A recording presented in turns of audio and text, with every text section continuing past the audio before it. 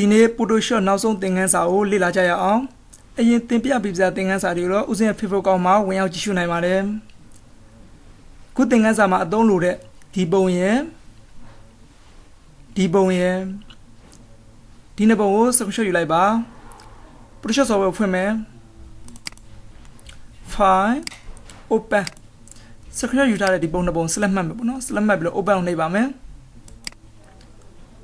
ဒီပုံနှစ်ပုံပွင့်သွားရင်နော်ဒါပထမပုံမှာဒီပထမပုံကဒီကောင်လေးပုံကိုကျွန်တော်အင်ကြီးပြောင်းပြီးတော့ဝစ်ပြီးပေါ့နော်ဒီမှာတော့ခတ်နေတော့ double click နှိပ်ပြီးတော့အရင်ဖြုတ်လိုက်ပါမယ်ဒီဘက်ပုံသွားမယ်ဒီမှာအင်ကြီးပုံတွေရှိတယ်ကိုကြိုက်တဲ့အင်ကြီးပုံတစ်ပုံပုံယူလိုက်ပေါ့နော်ဦးစင်းကဒီဘက်က quick selection tool ကိုယူမယ်ဒီဘက်ဒီအင်ကြီးတွေကိုယူလိုက်မယ်ပေါ့နော်ကိုကြိုက်တဲ့အင်ကြီးယူလို့ရပါတယ် control C နဲ့ဦးစင်း copy ယူလိုက်ပါမယ်ဒီဘက်ကိုပြန်သွားမယ်ဒီမှာ control V ဆို paste ပြန်လုပ်လိုက်မယ်နော်အင်ကြီးတအားကြီးနေcontrol နဲ့ T ကိုတွက်နေမယ်ပြီးမှပေါက်ပေါ်လိုက်နော်အဲ့ဒီမှာဆို shift ကိုလက်ကဖိလိုက်ပြီးတော့ဒီဟာလေးကိုဆွဲပြီးအင်ကြီးလေးသေးလိုက်မယ်နော်ဒါအရွယ်စားညီလေးသေးသွားမှာပေါ့ဒီလိုမျိုးဖိလိုက်ပြီးတော့ဒီအင်ကြီးလေးအရွယ်စားညီလေးသေးလိုက်မယ်ဒီအောက်ကပုံလေးမှာသွားချကြည့်မယ်ဒါဆိုလည်းကြီးနေတယ်နော် shift ကိုလက်ကဖိထားမယ်အရွယ်စားညီဖို့အတွက် shift ကိုဖိထားရတာပါကြီးနေသေးလို့ရှိရင်နည်းနည်းလေးထက်ချုံဒီနေ့လောက်ဆိုကွက်တီကြပါပါပြီ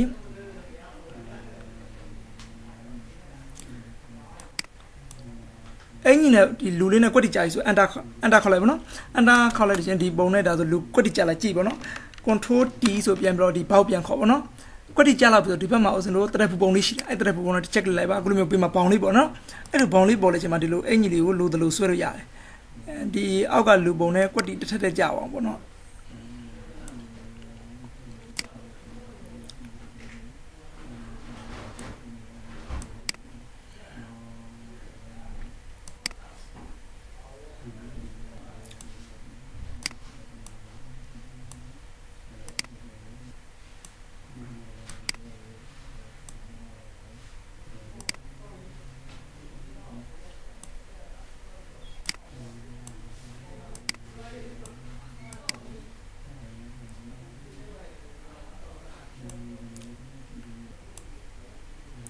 အင်ကြီးပုံနဲ့လူပုံနဲ့တစ်ထက်ကြပြီဆိုလို့ရှိရင်တော့အန်တာခေါ်လိုက်ပါ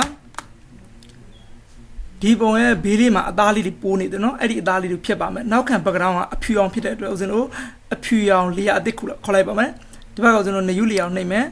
ဒီထက်မှာဦးဇင်းတို့ဒီဘက်မှာအဖြူအောင်ရွေးထားမှာပေါ့နော်အဖြူအောင်ရွေးပြီးတော့ဒီမှာပိတ်ဘက်ကတူကနေပြီးဦးဇင်းတို့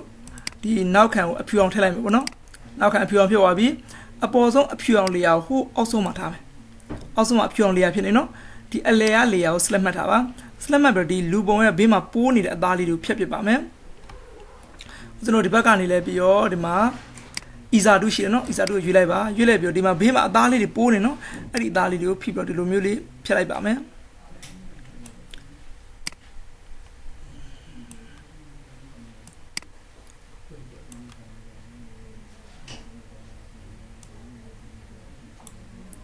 ဒါဆိုရင်လူပုံနဲ့အင်ကြီးပုံနဲ့တစ်ထက်တည်းကျသွားပါပြီဒီတိုင်း layer ကိုဆိုနောက်အလွယ်တကူပြင်ဖို့အတွက်ဒါကိုအရင် save လုပ်ထားပါမယ် file ထဲဝင်မယ် file ထဲကနေဦးဇင်းတို့ save ထဲဝင်မယ်နော် save ထဲကနေဦးဇင်းတို့ဒီမှာဒါကိုနာမည်တစ်ခုပေးလိုက်ပါနော်အောက်ကနေပဲဦးဇင်းတို့ Photoshop format နဲ့ပဲသိမ်းမယ်ပေါ့နော် PSD ဆိုတာတပုံ save ထားလိုက်မယ်ပေါ့နော် okay ဒါတပုံ save ပြီးသားပေါ့နော်ဒီပုံနောက်ပိုင်းမှာဦးဇင်းတို့ပြန်ပြင်ရင်လို့ရှိရင်အဲ့ဒီ save ထားတဲ့ file နဲ့ပြန်ပြင်လို့ရတယ်ကိုလက်ရှိဒီပုံတော့ဦးဇင်းတို့ print ထုတ်ပါမယ် print ထုတ်ဖို့အတွက်ဒါကိုအရင်ဆုံးဦးဇင်းတို့ mood မှာပြောင်းရပါမယ်ဒီမှာ image ထဲဝင် image ထဲဒီ mood ထဲဝင်လိုက်လို့ရှိရင် close RGB mood ဖြစ်နေနော်ဦးဇင်းတို့ 𝐶𝐿𝐻𝐾 mood ကိုပြန်ပြောင်းလိုက်ပါမယ်ဒီမှာ mask ကိုနဲ့တစ်ချက်နေလိုက်ပါ okay နေလိုက်ပါဒါသူ့မှာသူ layer လေးအကုန်ပေါင်းအောင်ပေါ့နော်ဒီပုံရသွားပါပြီဒီပုံဦးဇင်းတို့ print ထုတ်တော့မယ်အိုင်ဝင်ပါ print ကို tab လို့ဝင်ပါဒီမှာ print ထိုင်ရလောက်ပေါက်လေးပေါ်လာပြီနော်ဒီမှာအပေါ်မှာ printer ဆိုတာရှိတာ printer အမျိုးအစားပေါ့ကိုကွန်ပျူတာနဲ့လက်ရှိတွဲထားတဲ့ printer အမျိုးအစားကိုဒီမှာရွေးပေးရမှာပါဦးစင်းကတော့ Epson M360 series ကိုရွေးပေးထားပါတယ်ဒီမှာ copy ဆိုတာစာရွက်အရေးအတွက်ပေါ့ကိုကနှစ်ပုံဓာတ်ပုံနှစ်ပုံထုတ်ချင်ဒီမှာ2လို့ကြိုက်လိုက်ပေါ့နော်တကယ်သုံးဖို့ဆိုဒီမှာ3ပေါ့ကိုလိုချင်တော့ထားပေါ့နော်ဦးစင်းကတော့1ပဲထားလိုက်ပါမယ်ဒီမှာ print setting ဆိုတာရှိတစ်ချက် click လုပ်ဝင်လိုက်ပါမယ်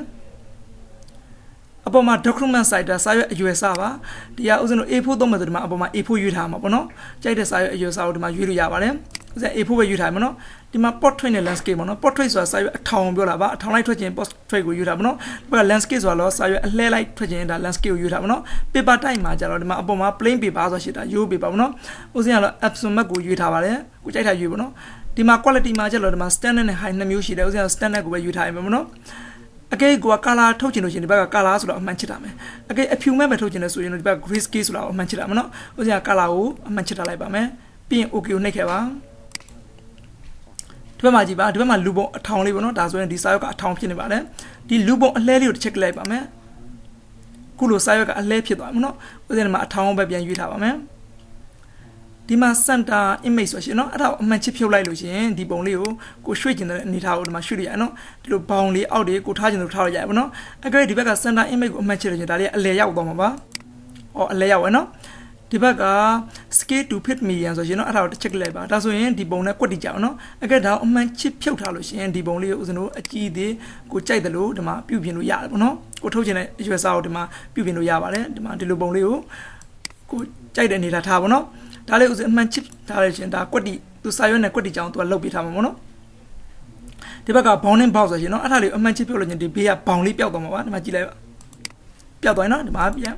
ချစ်လိုက်တော့သူအမှန်ပြန်ပေါ်လိုက်ပါနော်အဲဒါပြန်ဖြောက်လိုက်ပေါ်လိုက်ကိုလုတ်ချင်သူလုတ်ပါဒါဥစဉ်တို့ကြိုက်ပြီဆိုတော့ဒီဘက်က print ဆိုတော့တစ်ချက်နေလိုက်ပါဒါဆိုရင်ဒီဓာတ်ပုံလေးက printer ကနေပြီးထွက်လာတော့မှာပါဥစဉ်တို့ Photoshop သင်ခန်းစာအားလုံးတော့ဒီမှာပဲအဆုံးသတ်လိုက်ပါမယ်အားလုံးရွှင်လန်းချမ်းမြေ့ကြပါစေ